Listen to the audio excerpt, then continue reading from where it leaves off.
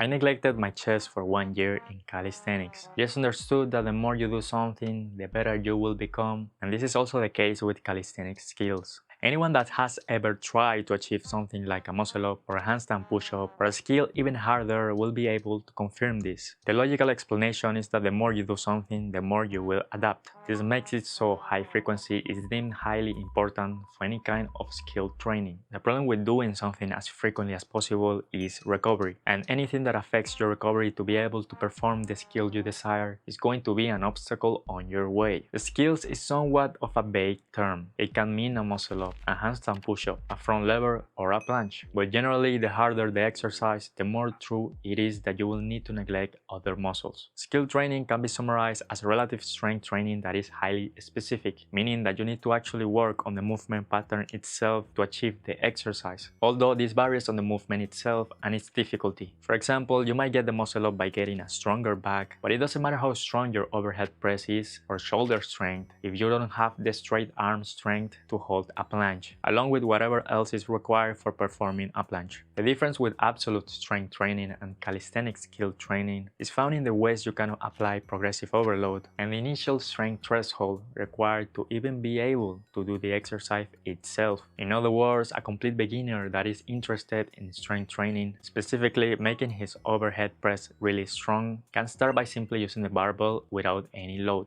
making it very beginner friendly, while being able to perform the movement pattern, which will allow for neurological adaptation from the get-go. Not only that, but making it heavier is a simple action of adding a friendly 5 pounds. He doesn't need to get stronger at anything to start building the specific strength he desires. And if he doesn't have the strength for the barbell, he can start off with the lightest dumbbells. Whereas a complete beginner in calisthenics that wants to get the handstand push-up will need to first get good at the push-up, then at the dip, and finally the pike push-up, to even remotely start doing something that is similar to the movement pattern of a handstand push-up. And at some point, he will need to find himself again with a rough transition from a pike push-up to a handstand push-up, which will greatly limit the amount of sets and reps he can do. For example, being able to do 14 reps of pike push-ups might translate to only being able to do 3 or 4 reps of handstand push-ups or even less. In both cases, the calisthenic guy needs a bigger initial strength threshold and finds himself with rough progressive overload transitions to achieve his specific strength goals. This makes it so a lot of skills are heavy in a way that you cannot make lighter. Sure, you have progressions,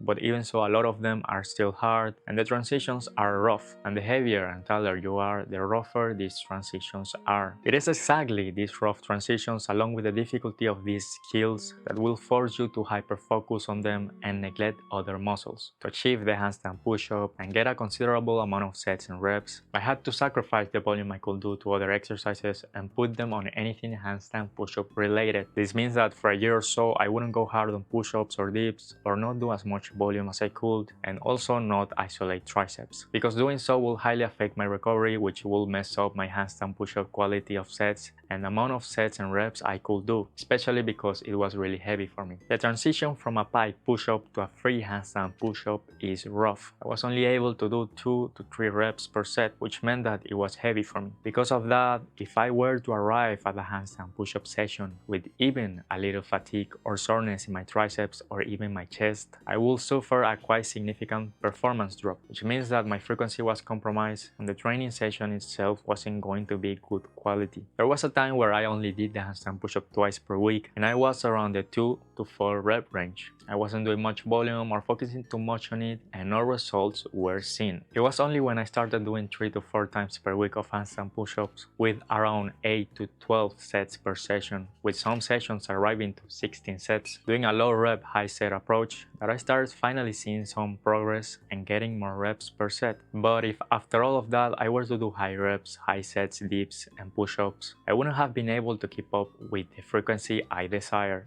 I had to sacrifice high rep dips and push-ups, which meant that my chest was neglected, and that can be seen in my physique. The biggest difference can be seen in my shoulders, whereas my chest seems to not have gone anywhere. And coming from a high volume calisthenics background, it was a bit hard to make the transition and finally decide to choose that I wanted to get better at the handstand push-up, especially when I was at my heaviest weight as a result of bulking 155 pounds while being short. When you start calisthenics and you have ambitions, you kinda come unaware of things. You see results on everything while not needing to sacrifice anything. You can simultaneously get really good at push-ups, dips, pull-ups, bodyweight rows, but the heavier or harder the exercise is, the more you will need to focus on it to see results, and this means sacrificing other goals or muscles. You might have heard this a million times already, but hearing something is different than actually making changes. For me personally, I think that for a lot of times I was hesitant to finally commit to only one thing, in this case the handstand push-up, and during all that time of doubt I was not going anywhere. I guess that I was carrying the belief that I can get good at everything simultaneously, and I know some people are able to do it,